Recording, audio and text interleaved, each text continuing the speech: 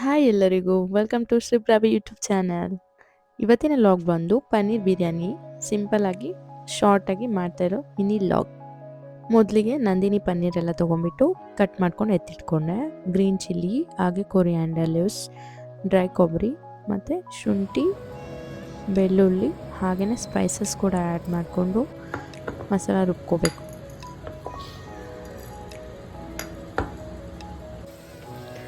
Masala ready ಆಯಿತು. ನುಣ್ಣಗೆ ರುಬ್ಕೋಬೇಕು ಮಸಾಲ. ಪನ್ನೀರ್ ಮತ್ತು ಎಲ್ಲ ವೆಜಿಟೇಬಲ್ಸ್ನ ರೆಡಿ ಮಾಡಿಕೊಂಡೆ. ಏನೇನಿದೆ ಮನೆಯಲ್ಲಿ ಅದನ್ನಷ್ಟೇ ನಾನು ಇಟ್ಕೊಂಡು ಮಾಡ್ತಾಯಿದ್ದೀನಿ.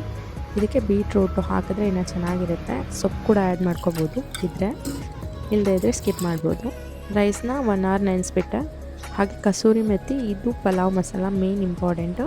ಇದ್ದರೆ ಸಫೋಲಾ ಸೋಯಾ ಚಂಕ್ಸ್ ಕೂಡ ಯೂಸ್ ಮಾಡ್ಬೋದು, ಯಾವುದಾದ್ರೂ ಯೂಸ್ ಮಾಡ್ಬೋದು. ನಾನು ಸೋಯಾ ಚಂಕ್ಸ್ನ ಬಿಸಿ ನೀರಲ್ಲಿ ಹಾಕಿಬಿಟ್ಟು ನೆನೆಸಿ ಎತ್ತಿಟ್ಟೆ. ಅದನ್ನ ಕಟ್ ಮಾಡಿಕೊಂಡೆ, ತುಂಬ ದೊಡ್ಡದಾಗಿರುತ್ತಲ್ವ ಅಂತ. ಮತ್ತು ಅಮ್ಮ ಕಳಿಸಿರೋ ಗೀನ ನಾನು ಯೂಸ್ ಮಾಡ್ತಾಯಿದ್ದೀನಿ ಇವಾಗ.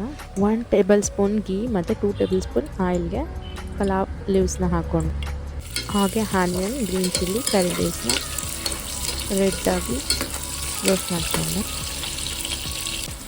ಹಾಗೆ ಇದಕ್ಕೆ ಕಸೂರಿ ಮೆಂತ್ಯನ ಇವಾಗ ಆ್ಯಡ್ ಮಾಡಿದೆ. ಅದು ಕೂಡ ಬ್ಲ್ಯಾಕಿಶ್ ಬಂದ ತಕ್ಷಣ ಎಲ್ಲ ತರಕಾರಿನ ಹಾಕ್ಬೋದು. ಟೊಮೊಟೊ ಮಾತ್ರ ಲಾಸ್ಟಲ್ಲಿ ಹಾಕ್ತಾಯಿದ್ದೀನಿ. ಬೀಟ್ರೂಟ್ ಹಾಕಿದ್ರೆ ಸ್ವಲ್ಪ ರೆಡ್ ಆಗಿ ಚೆನ್ನಾಗಿ ಬರುತ್ತೆ. ಇವಾಗ ಮಸಾಲ ಆ್ಯಡ್ ಮಾಡ್ತಾಯಿದ್ದೀನಿ.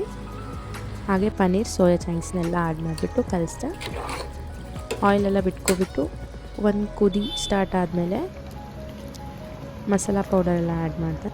ಲಾಸ್ಟಲ್ಲಿ ರೈಸ್ ಹಾಕ್ಬಿಟ್ಟು ಎಲ್ಲ ಮಿಕ್ಸ್ ಮಾಡಿ ಚೆನ್ನಾಗಿ ಕುದೀತಾ ಬಂದಾಗ ಕ್ಲೋಸ್ ಮಾಡಬೇಕು ಕುಕ್ಕರ್ನ. ಕೊನೆಯಲ್ಲಿ ಹಾಫ್ ಲೆಮನ್ ಮತ್ತು ಸಾಲ್ಟ್ನ ಟೇಸ್ಟಿಗೆ ತಕ್ಕಂಗೆ ಹಾಕಿಬಿಟ್ಟು 3 ವಿಸಿಲ್ನ ಹೊಡಿಸ್ಬಿಟ್ರೆ ಪನ್ನೀರ್ ಬಿರಿಯಾನಿ ರೆಡಿ ಆಗುತ್ತೆ. ಈ ಥರ ಬಂದಿದೆ. ಆ್ಯಕ್ಚುಲಿ ವಾಟರ್ ಕಡಿಮೆ ಆಗಬೇಕಿತ್ತು, ಚೂರು ಜಾಸ್ತಿ ಆಗಿದೆ ಅಷ್ಟೇ. ಕರ್ಡ್ ಜೊತೆ ತಿಂತಾಯಿದ್ರೆ ಚೆನ್ನಾಗಿರುತ್ತೆ. Thanks for watching. ಬಾಯ್.